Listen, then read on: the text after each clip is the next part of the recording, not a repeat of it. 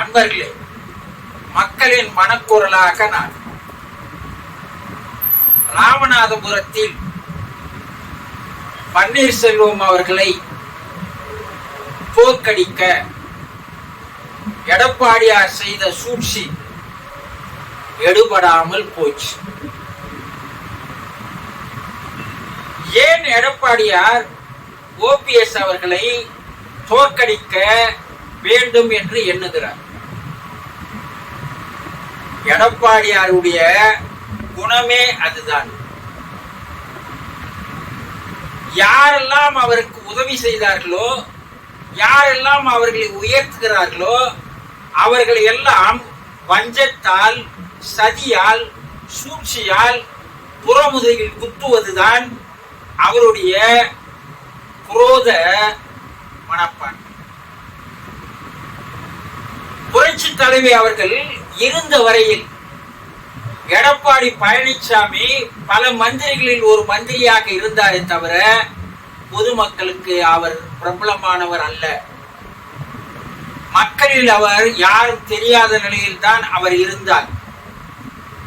ஆனால் புரட்சி தலைவி அவர்கள் காலமான உடன் சசிகலா அவர்கள் பொதுச் செயலாளராகி முதலமைச்சர் ஆக வேண்டும் என்ற கனவிலே 3 முறை புரட்சி தலைவி அவர்களுக்கு நம்பிக்கை கூறுவீராக,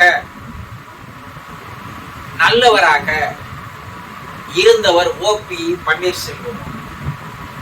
அதனால்தான் புரட்சி தலைவி அவர்கள் 3 முறை அவரை முதலமைச்சராக்கினார்.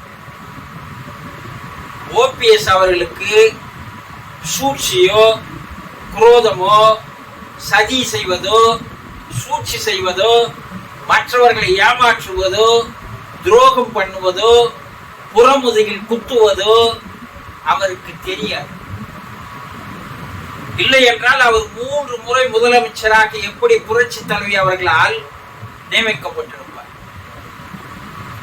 புரட்சி தலைவி மறைந்தவுடன் சசிகலா அவர்கள் தான் பொதுச் செயலாளராக வேண்டும், தான் முதலமைச்சராக வேண்டும் என்ற காரணத்தினால் ஓபிஎஸ்ஐ அழைத்து தன்னை முதலமைச்சராக ஆக்க வேண்டும் என்பதற்காக முதலமைச்சராக இருக்கின்ற ஓபிஎஸ் அவர்களை ரிசைன் செய்ய கையெழுத்து போட்டு தருமாறு கட்டாயப்படுத்தினார்கள், துன்புறுத்தினார்கள். அவர் அதற்கு ஒற்றுக்கொள்ளாமல் வெளியே வந்து தர்ம யுத்தத்தை ஆரம்பித்தார். ஆனால் சசிகலா, டிடிவி தினகரன் போன்றவர்கள் எல்லாம் ஒன்று சேர்ந்து பொதுக்குழுவை கூட்டி சசிகலாவை பொதுச் செயலாளராக மாற்றினார்.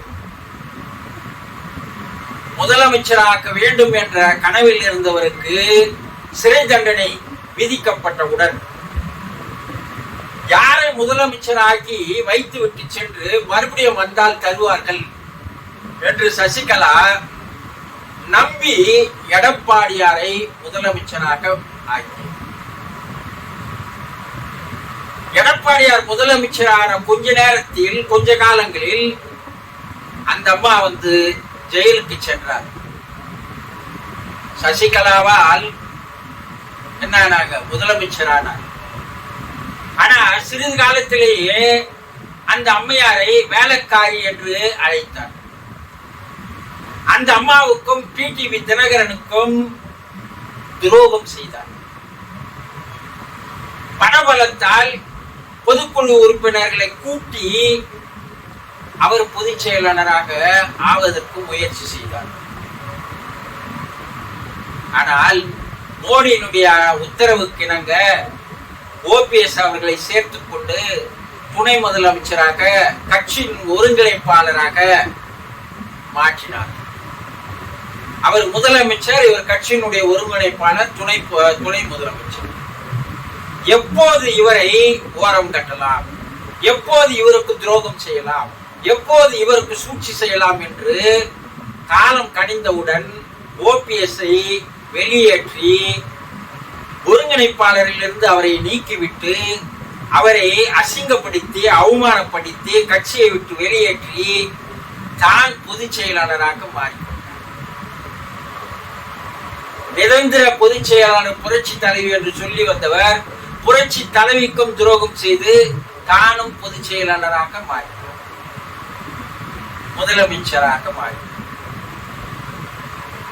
ஓபிஎஸ் அவர்கள் பல்வேறு போராட்டங்களை நீதிமன்றங்களில் நடத்தியும் கூட பல சூழ்ச்சியால் அதையெல்லாம் தோல்வியுற செய்தார்.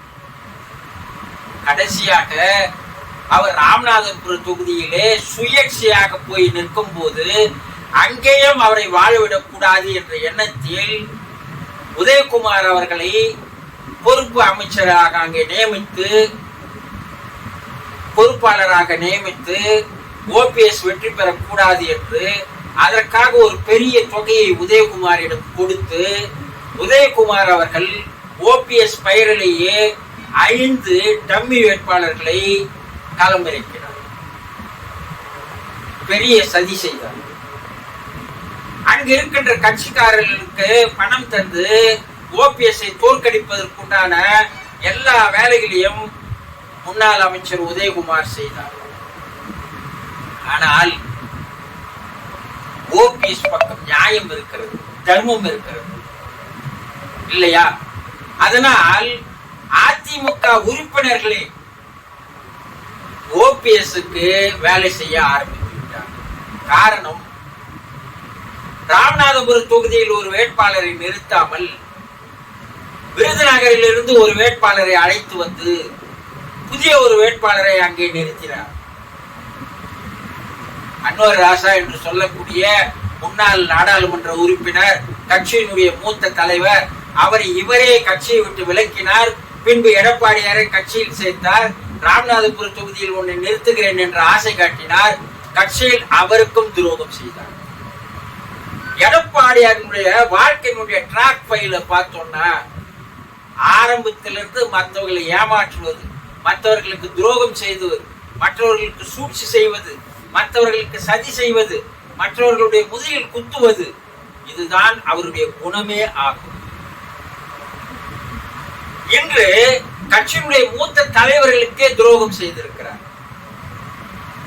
ஏனென்றால் 29 டம்மி வேட்பாளர்களை போட்டு தன்னுடைய சுயநலத்திற்காக தான் சேர்த்து வைத்திருக்கின்ற சொத்தை பாதுகாத்துக் கொள்வதற்காக 4 ஆண்டுகள் கட்சியை அடமானம் வைத்தார்.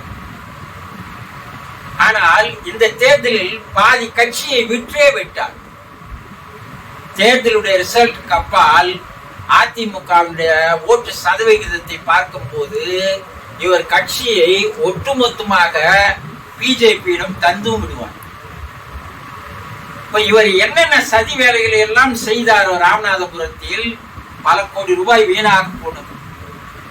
ஏனென்றால் அதிமுக உறுப்பினர்கள் முழுவதும் 80% மக்கள் உறுப்பினர்கள் ஓபிஎஸ்க்கு ஆதரவாக ஓபிஎஸ்க்கு வாக்களித்திருக்கிறார்கள், எடப்பாடியாரை புறக்கணித்திருக்கிறார்கள் என்பது செய்திகள் வாயிலாக வருகிறது.